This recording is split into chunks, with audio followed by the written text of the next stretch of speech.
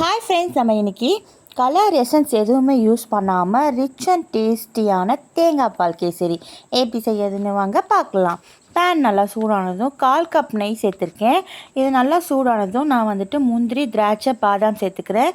இது நல்லா வறுபட்ட பிறகு 1 கப் ரவையை சேர்த்துக்கிறேன். ரவை சேர்த்துட்டு நல்லா ப்ரௌன் ஆகிற வரைக்கும் நல்லா வறுத்துக்கலாம். நல்லா ப்ரௌன் ஆகணும். ரவை நல்லா வறுபட்ட பிறகு கொதிக்க வச்சிருந்த தண்ணியை இதில் சேர்த்துக்கலாம். 1/2 கப் சேர்த்துக்கிறேன்.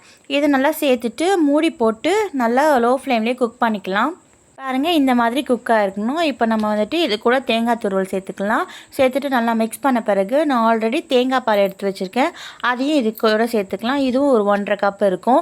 நல்லா மிக்ஸ் பண்ணி பிறகு நல்லா கொஞ்சம் கெட்டியான பிறகு இந்த ஸ்டேஜில் நம்ம சர்க்கரை சேர்த்துக்கலாம். நான் 1/2 கப் சர்க்கரை சேர்த்துருக்கேன். கூட இனிப்பு வேணால் எக்ஸ்ட்ரா சர்க்கரை கூட சேர்த்துட்டு நல்லா மிக்ஸ் பண்ணிக்கலாம். இப்போ கொஞ்சம் இலகுன மாதிரி இருக்கும். இது ஒரு 5 மினிட்ஸ் குக் பண்ணிங்கன்னா நல்லா கெட்டியாயிடும். இப்போ ஏலக்காய் தூளும் சேர்த்துட்டு நல்லா மிக்ஸ் பண்ணிக்கலாம். எப்பவும் போல் கேசரி செய்யாமல் இந்த மாதிரி டிஃப்ரெண்ட்டாக செஞ்சு பாருங்கள்.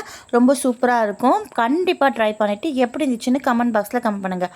மறக்காமல் நம்ம சேனலை லைக் பண்ணுங்கள், ஷேர் பண்ணுங்கள். நிறைய பேர் நம்ம சேனலை சப்ஸ்கிரைப் பண்ணாமல் பார்த்துட்ருக்கீங்க. Please subscribe my channel. Bye.